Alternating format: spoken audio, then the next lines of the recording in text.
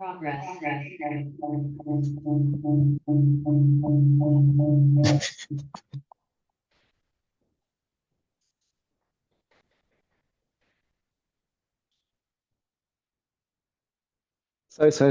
Sorry. Yeah, good afternoon. Apologies, I've got a bit of a cold, so I might cough into the microphone, which will be annoying for people online. And I might not speak clearly, which is annoying for people present, but I'll do my best. Otherwise, you can watch the video from last year.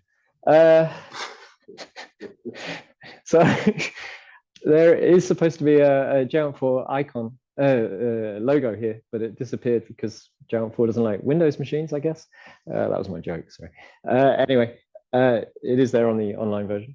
So I'm going to talk this afternoon about electromagnetic physics, specifically about optical photons, which are a little bit different in Geant4 compared to other processes. And yeah, so I'll go through what are optical processes in Geant4, how you produce photons in Geant4, how you transport them, and code to implement those processes in C++. I'll then discuss some of what I call idiosyncrasies of photons, like the fact that things are not as straightforward as you think, and then some examples and semi-recent features in the last few years.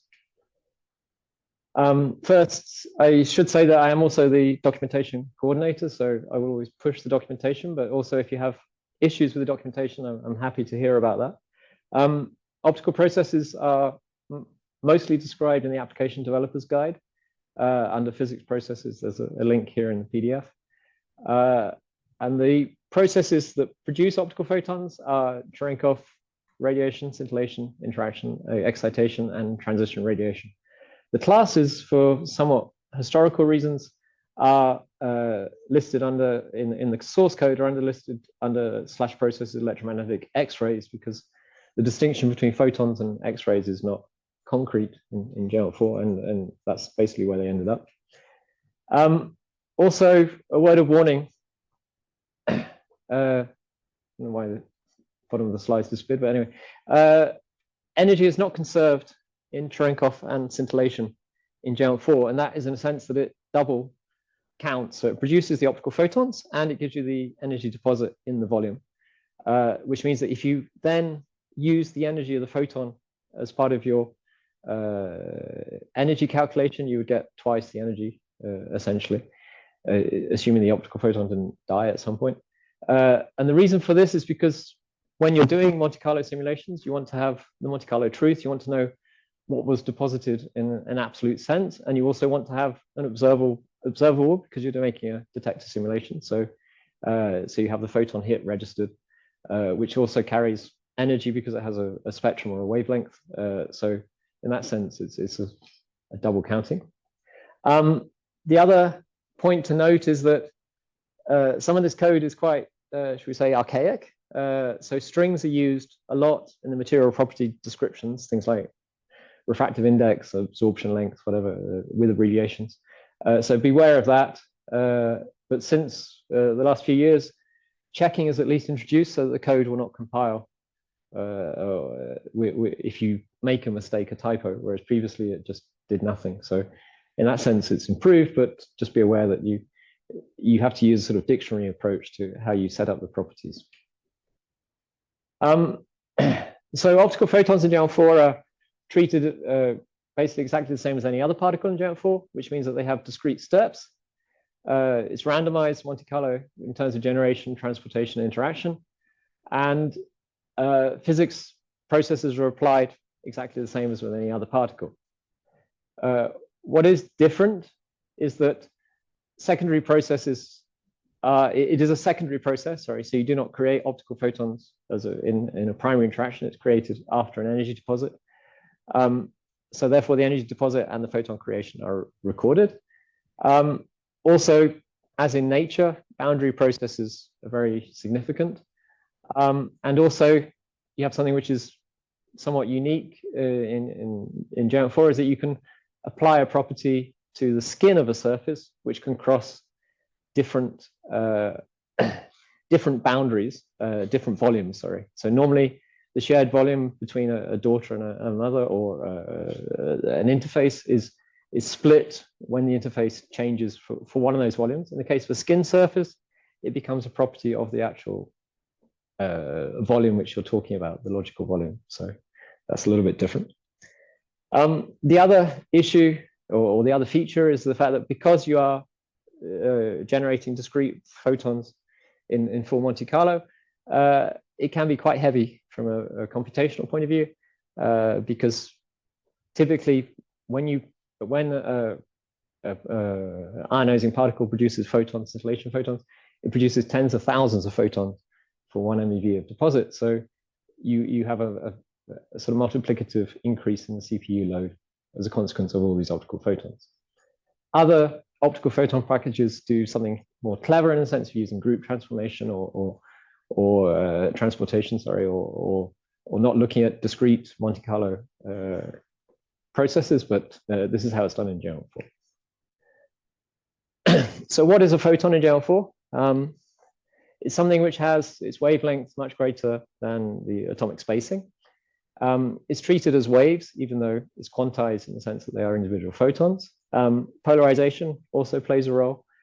And a G4 optical photon is not a G4 gamma or a G4 X-ray, and there's no smooth transition between one and the other. So the energy could cross over between the two, and it's not smart in the sense of saying this is now an optical photon. They are just treated as different particles, basically.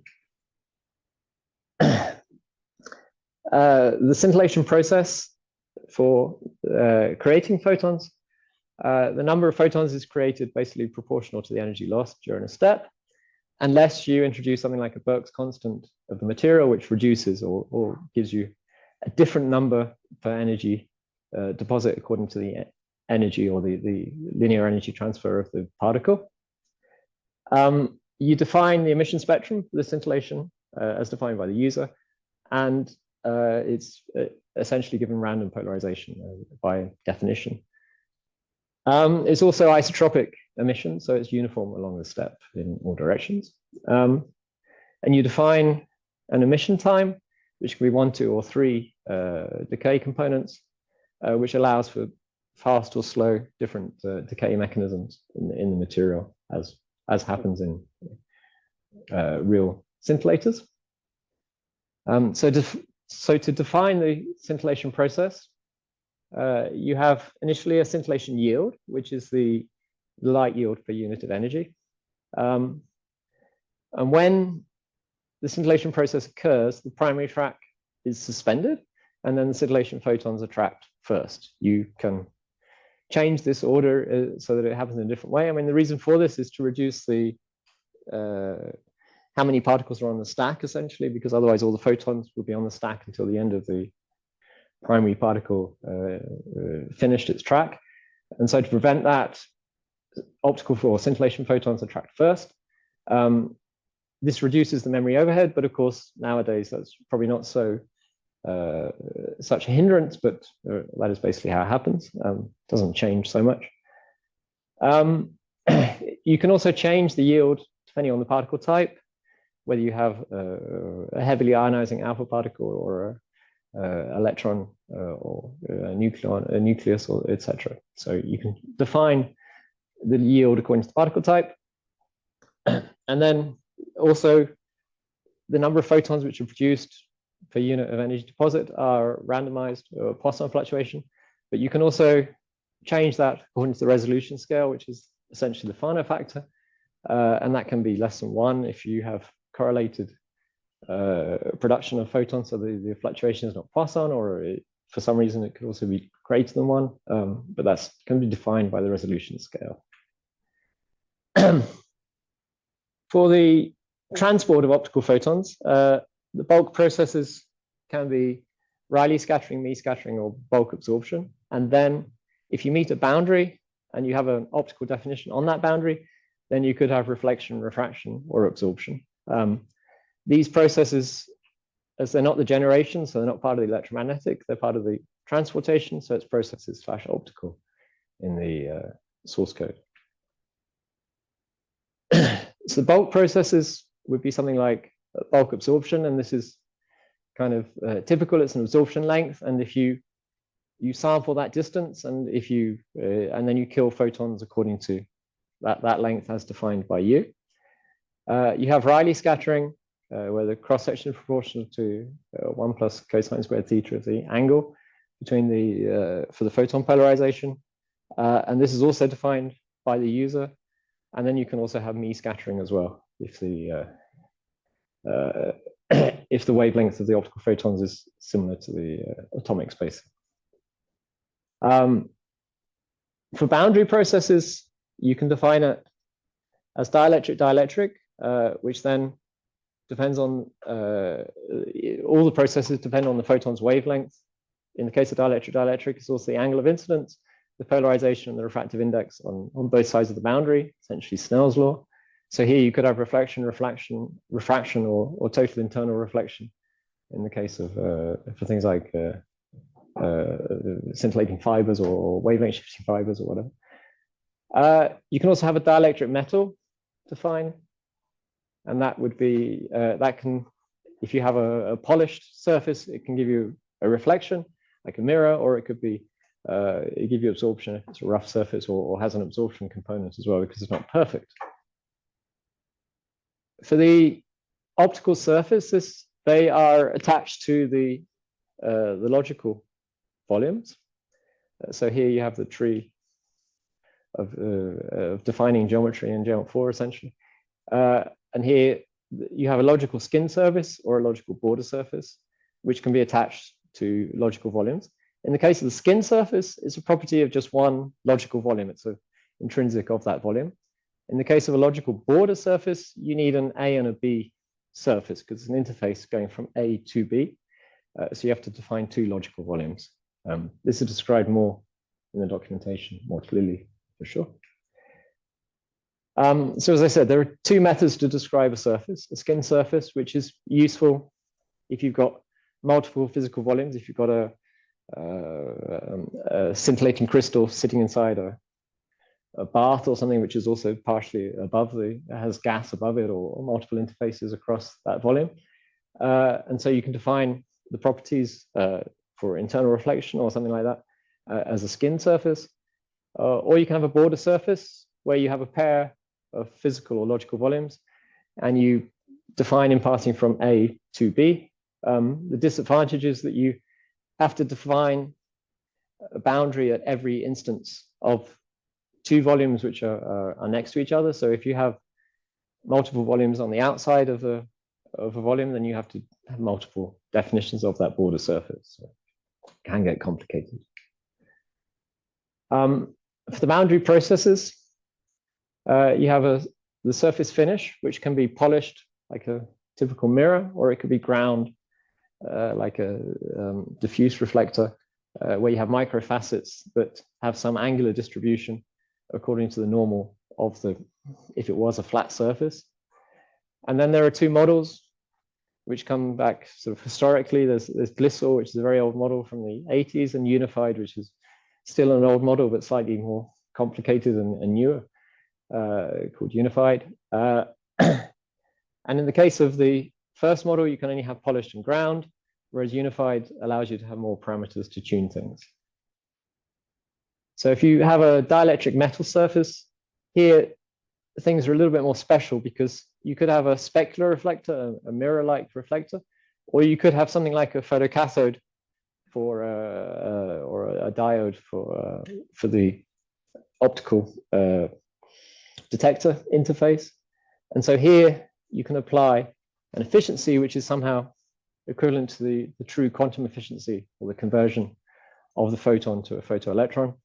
And that allows you to recreate reality, but of course, you have to know what that is at a sort of fundamental level, because when you measure a quantum efficiency, you have some experimental observation applied to it, because you have all the interfaces of and the optics of the setup which you're using. So this is the intrinsic quantum efficiency, which is not always easy to access. To define it, you have sorry. To define it, you have an optical surface, then you apply a skin surface, And here we set the type to dielectric metal. It's set to ground. The model is a simple Glisser one. You have some polish. And then here you have the reflectivity, which is the reflection coefficient for that material. And then also here you have the efficiency, which is the probability to absorb the photon at that interface. So these two kind of can go together. For the unified model, you have many more options for what the surface can look like. So if you take the case of dielectric, you have polished ground, polished front, painted front, ground front painted, polished back painted, and ground back painted. And in the case of dielectric metal, you have polished and the ground has these extra extra coefficients to allow you to tune things closer to what you see in reality. But in all cases for optical photons, you kind of have to play a little bit with what your simulation does, because you can't access all the optical properties. Physically, you do not know what all the optical properties are in your setup. So Geant4 can't tell you. So it kind of gives you the handles and the tools to try and match what you have in reality to what you simulate. So there are some sort of iteration and some tuning which is required by the nature of optics, basically. There is also a lookup table for the unified model surfaces, which is based on measurements of real interfaces.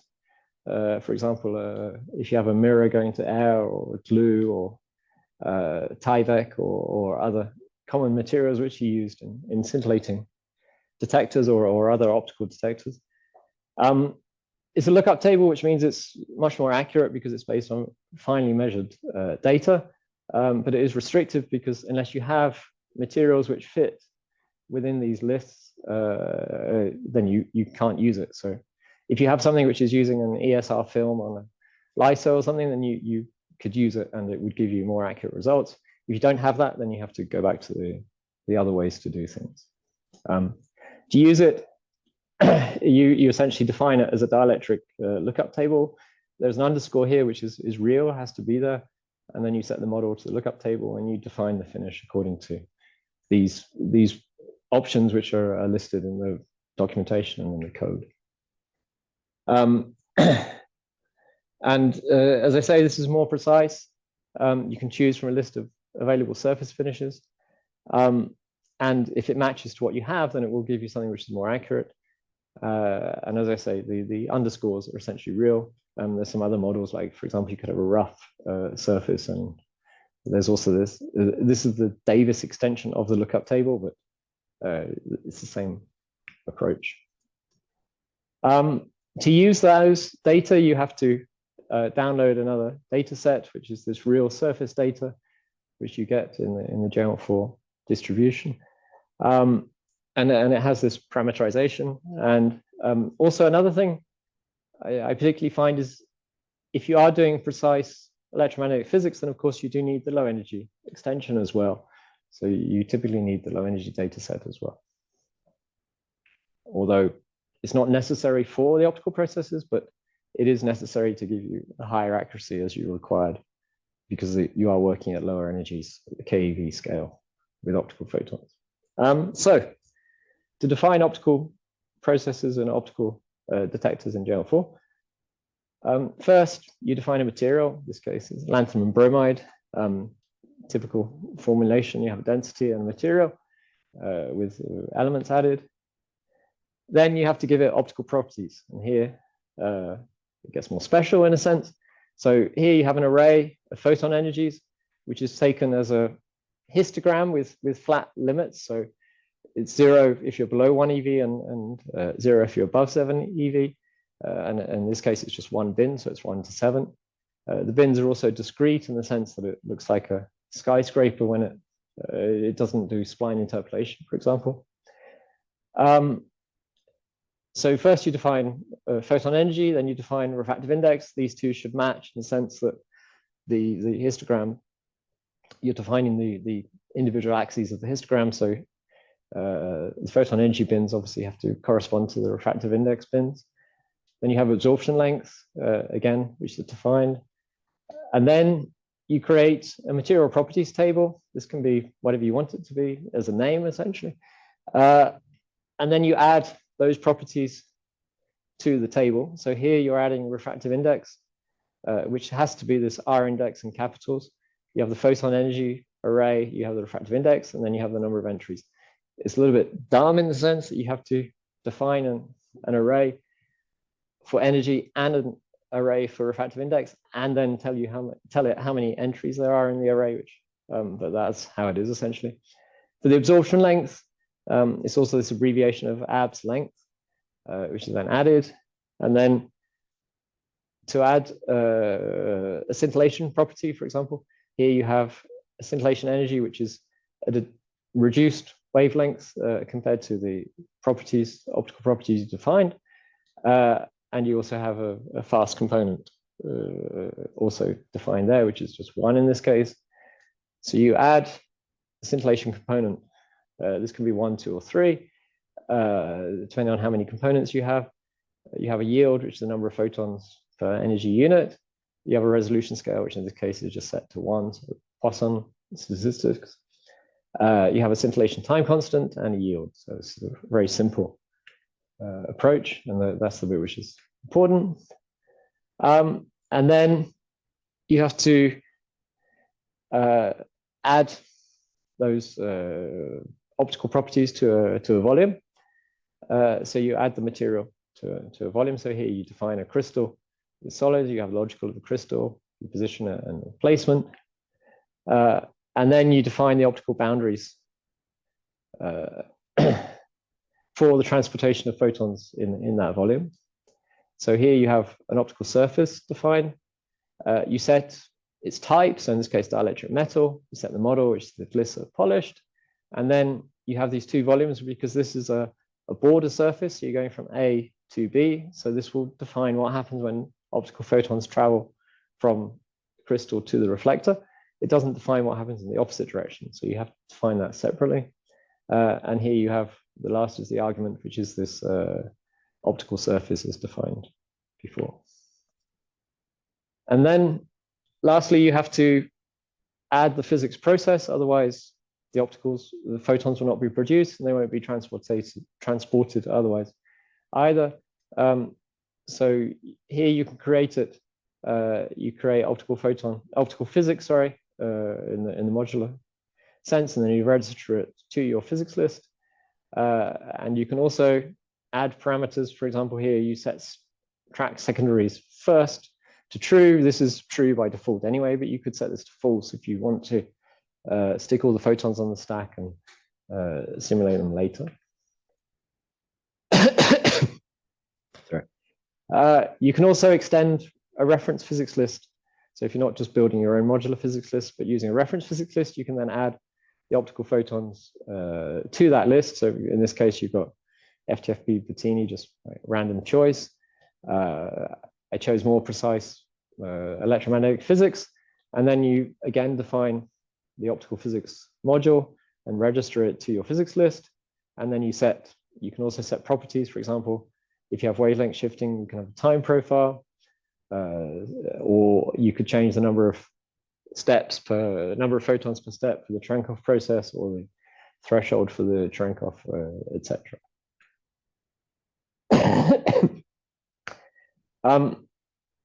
What I would say is that optical processes can get quite complicated because this is also true in nature. You have a scintillation rise time, you have multiple time constants for the decay time, you have yields per particle, wavelength shifting time profiles. You can have multiple wavelength shifters. But a lot of the options can be controlled actually on the command line under /process/optical. You can even switch on and off processes to try and investigate things more. But I would suggest looking at the documentation and the examples to understand better how things work and practically see how that influences your simulation. One thing I wanted to mention a little bit more was about this Birks effect, which is often called a Birks law. It's not a law, which is why I call it Birks effect. But basically what it means is you have a different yield. This is the scintillation yield per energy deposit, or per distance, sorry. And so if your energy transfer, the density of the energy being given to the medium is denser, then typically that can suppress the number of photons which you see, or In some cases, it can also enhance it depending on the material. So there is this loose law which follows a sort of inverse law according to the linear energy transfer, and that can be applied to Geant4. It's also called quenching in other domains. But there's no fundamental law, and Geant4 doesn't predict it, but it does allow you to tune the simulation to give you something which is equivalent to what you observe. So be aware that you can add it, and it can change. So depending on the energy loss in a given step, you change the yield function accordingly to what is defined. The other thing I wanted to highlight was also things like photon arrival times. So this was something which gave me a puzzle some years ago. You can see that by the standard of the plot. Here is a timing distribution of photon arrival times in the scintillator. If you zoom in, you see that you have this delta function at the beginning, which at the time created a bit of a headache because I thought there was some sort of bug that suddenly you got photons arriving much faster, particularly as it's quite pronounced because it's in one bin, essentially almost zero, and it's a spike. However, if you suppress the Cerenkov photon process, which is unnatural, then you see that spike disappears. And it's because it's in one bin that it's highlighted, even though it's a small proportion of the total number of photons produced. But it was kind of interesting. So just to sort of give you some tricks of what can be applied to help with the fact that you have discrete photons being simulated in Geant4. It can become very heavy from a CPU point of view, but you can reduce that weight essentially if you tune your process to not produce all the photons that you want. So you have a quantum efficiency of your detector, which typically could be 20%. So rather than create 5 times more photons than you're going to observe and then kill 1 in 5 of them, or 4 out of 5 of them, you can instead just create initially fewer photons and not kill so many at the end. This requires some circular tuning because you have all the optical interfaces before you can correct for it directly, but it's a way to certainly reduce the overhead for simulations. This does reduce the Poisson, or rather increase the spread of the Poisson because you have less photons. But again, that could be a small impact, but at least has to be understood. The other thing is that it's very difficult to understand precisely what is going on in your setup that you're simulating. This is something which I also spent a lot of time trying to tune. And so thinking of ways in which you can probe your experimental setup, looking at absorption lengths or variations for different energies or whatever, can be a way to help understand better both the experiment and also improve the simulation, because you can change parameters and see how that affects the results. But there's some trial and error essentially, because you don't have that probe to actually understand what is going on in the optical interfaces, both in nature and but you have the tools, at least in Geant4, to control it. Beware that the property table is filled with string values, so the name is very important. So if you mistype something, it could give you an error, but that should it gives you a runtime error. But beware that you kind of have to be careful with your typing, shall we say, and also be careful if you put something which is not physical. This is something I fell foul to myself. I wanted to kill photons, so I actually put the absorption length to a very short distance rather than sort of killing them, whatever, extrajudicially. But this causes trouble if it's very close to the safety, which is 10 to the minus 10, so millimeters. So you want to be careful of doing something which is non-physical, because it might give you strange results. As I said, using the examples as a basis for understanding optical processes and also for applying them to your application is actually very useful. There are several places where you can see optical photons. They're typically in extended optical. There's OptNovice, which is taken from an old novice example, and also 2, which kind of defines the simulation of optical photons and their transport. and also wavelength shifters. There's WLS and then the liquid xenon scintillator. So these four examples give you quite a nice access to an explanation of optical photons. So lastly, I'll talk a bit about recent features. You can now have two wavelength shifting processes in the same material. This is a somewhat abstract concept that you may want to have multiple dyes in the same wavelength shifter for improvement of efficiency. And then also you can have up to 3 time constants per particle for the scintillation decay. The 2 wavelength shifters, that means you can have, here you can see the primary scintillation, and then you can have a green and a red. So the primary is wavelength shifted to green, and then the green which escapes is converted back to red, which can have a better quantum efficiency on your detector. So maybe applications which this is required. And it's defined quite easily because you just extend it. So you have the standard wavelength shifting component, and then you just add a 2 for the second one. So makes it easy and backward compatible. And then also the time constants, different particles interact with different ratios. This is where you do pulse shape discrimination in a lot of detectors to determine whether you have a neutron or a gamma or an alpha, etc. And you can have up to 3 for both the yield and the decay time, whether it's fast, slow, or slower, essentially. And that's, again, given by an index, which is 1, 2, or 3 for both the yield and the time constant.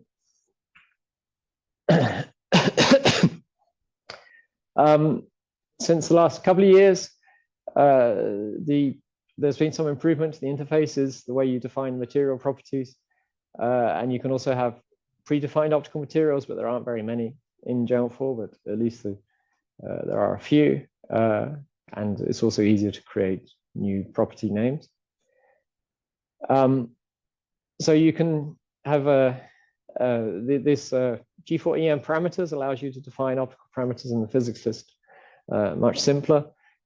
It's probably easier to see that in the examples for a specific case that you'd like to control, but the tools are there.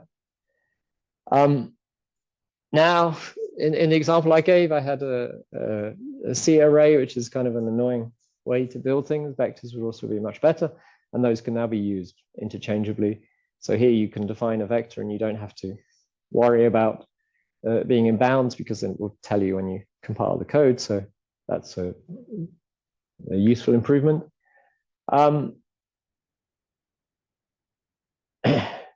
You now have, 3 time constants. That's something which was an interface change a few years ago.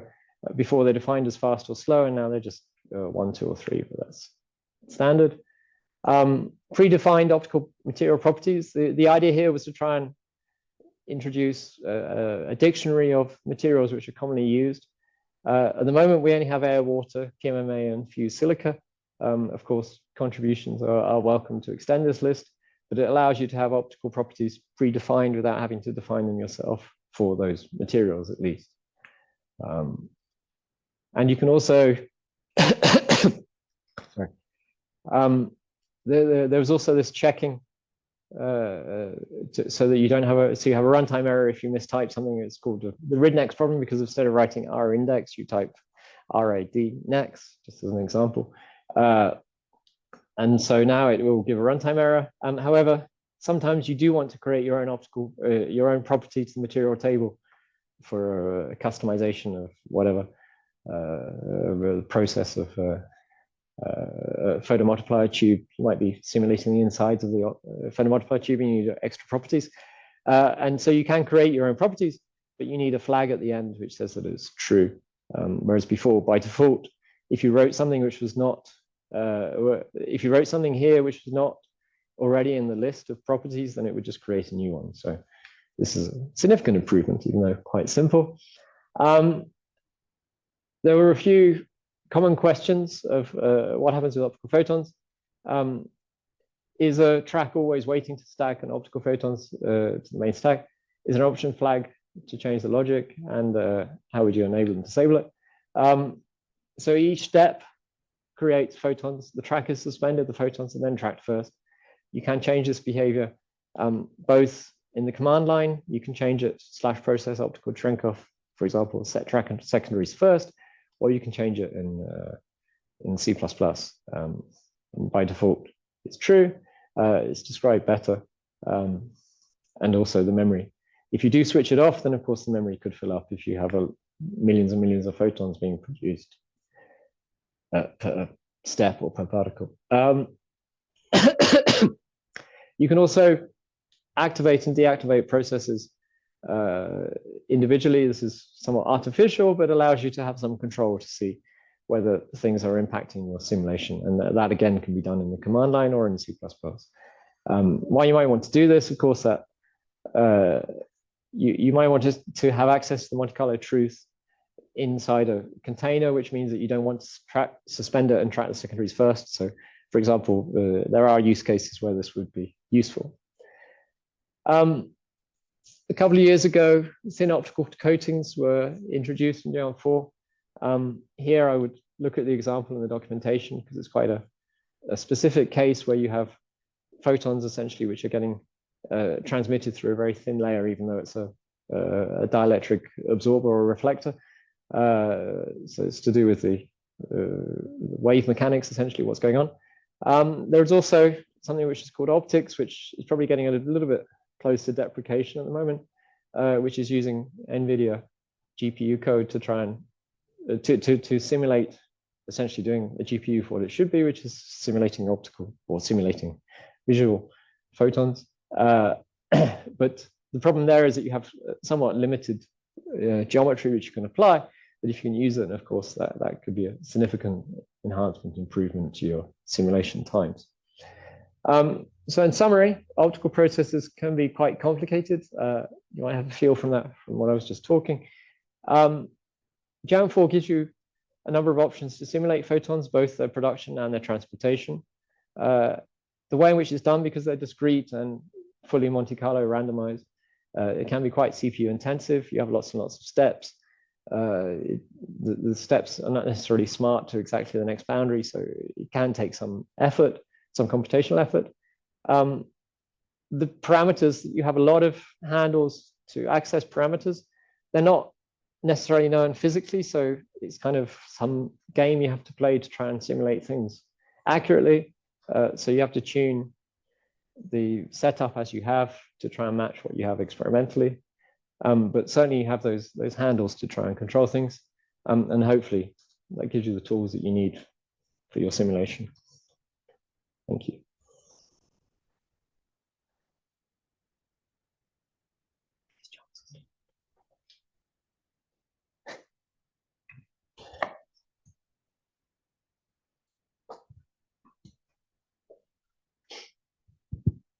So we do have a couple of recent questions. First, when specifying the refractive index in add property method, why is it necessary to explicitly specify the size of the arrays? It's a histogram. You need to know what the data. There's no interpolation or spline fitting, so essentially it's just a map between the x-axis and the parameter, which is refractive index. So. Then there were several questions. I read in the documentation that if I define the refractive index of two dielectric materials, Geant4 should use those to calculate reflection, transmission, TR angle, etc. But what happens if I also define a border surface with its own refractive index, transmission between the two volumes? The border surface doesn't have a refractive index. It's the border surface is defining a match between the two volumes which have refractive indices. So, thank you. How does reflection work in terms of steps? At a boundary, the post-step point belongs to the next volume because the next point happens in the next volume. But in the case of reflection, the next volume should be the same as the starting volume. Yes. Is there a zero step or does it? There is a at boundary step. Which turns it around. A bit like multiple scattering. So the answer that, just to clarify, transportation will identify the next step and then this will be used and the pointer will be overwritten by the optical boundary process. Yeah. Can fast simulation and optical physics be combined? Ambitious. For example, simulating the deposited energy with fast simulation and then doing detailed simulation for optical photons. I'm not sure what you gain because the optical simulation will be very, very slow.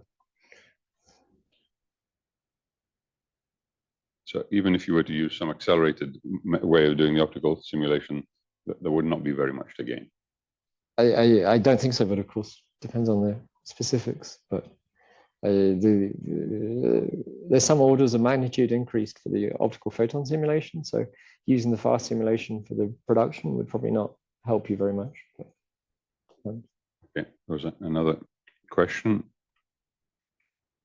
While trying to get optical photon information via Cerenkov process, if we print tracking verbose 2 information versus save to get track ID in a text file, the IDs have a mismatch. What might be the reason? I'm not sure I follow the question, sorry. The person is running photons and using tracking verbose 2. Then they're also saving the information in a text file, and they report that there's a mismatch between the IDs. That doesn't sound quite right. No, are they sure they're the same? If they're event? We would expect that if it's the same event, because the information is being obtained from the same data members of the track, that you would get the same values. It's either a thread safety issue or there's some other, it's been run more than once with different seeds.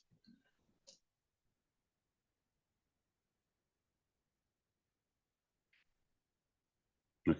Those were the questions. Okay. Thank you, Alex. I don't know if there's questions from the room.